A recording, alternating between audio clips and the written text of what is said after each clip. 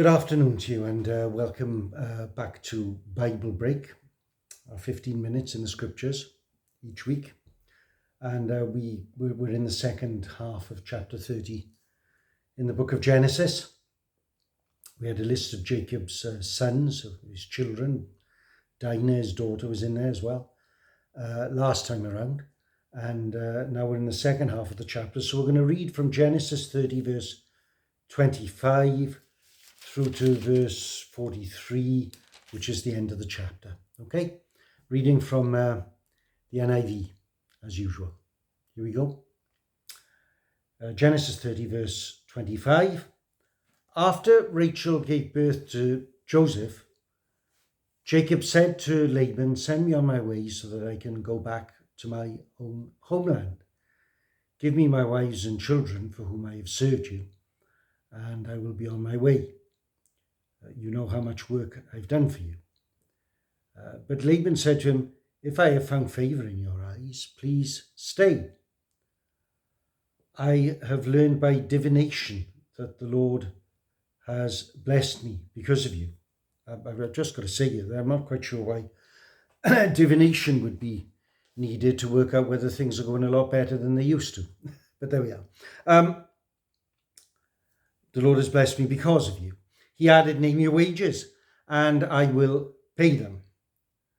Like I say, don't worry about that divination thing. We're going to boil this all down to a very simple sort of explanation in a minute. Jacob said to him, "You know." In fact, Jacob's given us the simple explanation here, isn't he? Jacob said to him, "You know how I have worked for you and how your livestock has fared under my care. The little you had before I came has increased greatly, and the Lord has blessed you wherever I've been. But now, when may I do something for my own household?" "What shall I give you?" he asked. Laban asked, of course. "Don't give me anything," Jacob replied. "But if you will do this one thing for me, I will go on tending your flocks and watching over them. Let me go through all your flocks today and remove from them every speckled or spotted sheep, every dark-coloured lamb, and every spotted or speckled goat. They will be my wages." So, on the face of it, excuse me, maybe they look like the blemished ones, or perhaps those that are in the minority. Anyway, there you have it. And my honesty will, or in verse 33 there, my honesty will testify for me in the future. Whenever you check on the wages you paid me, any goat in my possession that is not speckled or spotted, or any lamb that is not dark-coloured, will be considered stolen. And of course, conversely, that which is spotted, speckled, is mine. "Agreed," said Laban, verse 34. "Let it be as you have said." That same day he removed all the male goats that were streaked or spotted, and all the speckled or spotted female goats, all that had white in them, and all the dark-coloured lambs, and he placed them in the care of his sons. Then he put a 3-day journey between himself and Jacob, while Jacob continued to tend the rest of Laban's flocks.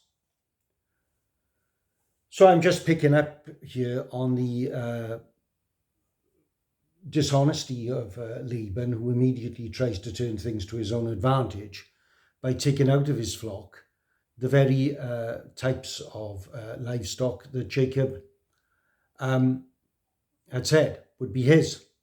But as we're going to see, Jacob is up to this challenge, this setback. It's clear that Jacob and Laban are pretty much cut from the same cloth. But anyway, let's crack on. Verse 37, Jacob, however, took fresh cut branches from poplar, almond, and plane trees and made white stripes on them by peeling the bark and exposing the white inner wood of the branches. Then he placed the peeled branches in all the watering troughs so that they would be directly in front of the flocks when they came to drink. When the flocks were in heat and came to drink, they mated in front of the branches, and they bore young that were streaked or speckled or spotted. Jacob set apart the young of the flock by themselves, but made the rest face the streaked and dark-coloured animals that belonged to Laban. Thus he made separate flocks for himself and did not put them with Laban's animals. Whenever the stronger females were in heat, Jacob would place the branches in the troughs in front of the animals so that they would mate near the branches. But if the animals were weak, he would not place them there. So the weak animals went to Laban and the strong ones to Jacob. In this way, the man grew exceedingly prosperous and came to own large flocks and maidservants and menservants and camels and donkeys. So if you sort of grasped the method in what Jacob does there towards the end of our reading, you're more on the ball than I am. The best guess, I don't think it is a guess. I think it's pretty obvious that what we're talking about here is that Jacob knows a thing or two already, shall we say, about what we might call selective breeding. And that is how he gets round the setback which his uncle again gives him. And that's why that's why the reading from verse 25 starts the way it does. It's quite clear that Jacob's had enough, and that Jacob's decided, after all the time that he has been with Laban, which I gather would be 14 years or more by now, that it's time to make tracks and get away from him. Get away from the in-laws, as it were. But that's very tricky. It's to do with Laban himself and how Laban is, as we see. So Jacob says to Laban, I think it's time for me to go now, and I'll just take what's mine, if that's okay. Jacob has come to the conclusion, as so many people have, of course, down through history, that he's the man with the know-how here. He's the man who's putting in all the work here, and somebody else is reaping the reward of his labours and of his know-how. That man, of course, in this case, being Laban, but as I said, it's a pattern that is repeated right through history, right down to the present moment, when maybe I'm even speaking to somebody now who has been or is in that situation where you think to yourself, yeah, it's great that I'm working, and it's great that what I'm doing is helping others and is doing good to others. But I'd like to see a little bit more of the fruits of my labour and the profit that, the value that I add to it and give to it and buy it. I'd like to see a bit more of the fruits myself. That's where Jacob's at. I want me and mine to benefit a bit more from what I'm doing, as opposed to those who are not doing it, not putting in the effort, not deploying their own know-how and acme for this work. So he puts this to his uncle. It's time for parting of the ways. A little bit like his grandfather had said to his nephew Lot, you will remember. And Laban does what so many employers have done through history, again down to the present day. He says, well, oh no, I can't let you go. I don't want to let you go. Of course, he tries to put pressure on him. If I found favour in your eyes, please stay. Name your price. Tell me, okay, you want a raise. Tell me what you want as a raise. So Laban is still very much the boss, still very much the man in control, but he's trying to sweet talk Jacob on the one hand, put pressure on him with the other, to stay. He wants to retain a good worker and somebody who is quite obvious is a blessing, that God has blessed him and that through him God has blessed Laban, the man who wants now to keep his man, Jacob. Name your wages, I'll pay them. That's what he says to Jacob. But Jacob says to him, no. Be fair. You know that you should grant me my request here. Jacob says to him the one thing that cannot be really contested. Verse 29, I think it is. You know how I have worked for you. You know how feeble and pathetic your herd was before I started working for you. And you know how your herd has increased and how things have got so much better for you since I started working for you. Now, everything that I've earned through my service that is rightly mine, I want to take it with me and I want to go off and do my own thing now, if that's okay with you.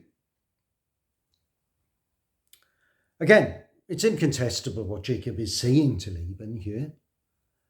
There is this thing in life, whatever lawmakers and clever lawmakers and solicitors and managers and politicians, whatever the clever people might say about this letter of the law or that letter of the law or this clause or that clause or this contract or that contract, there is this thing which remains in life, which is guaranteed by God ultimately, if not now, it will be, and that is natural justice. If Jacob can say to Laban, without fear of contestation, look, this is the position. You know what I've done for you. Now, don't make life difficult for me, please, as I seek to go my own way. Again, live and let live, if that's okay with you. He says to Laban, he puts his foot down, he says, don't give me anything. I don't want anything from you. But I tell you what I will do, since I can see that you want me to stay. After all, you are the boss man. This is what we'll do with the herd, okay?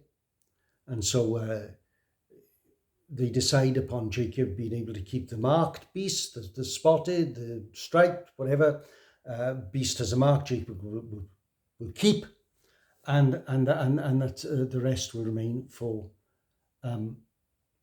Laban. And then, as I've said, Laban does the dirty trick of taking all those people out of the herd and taking them away, so that Jacob is left with very little, if not nothing.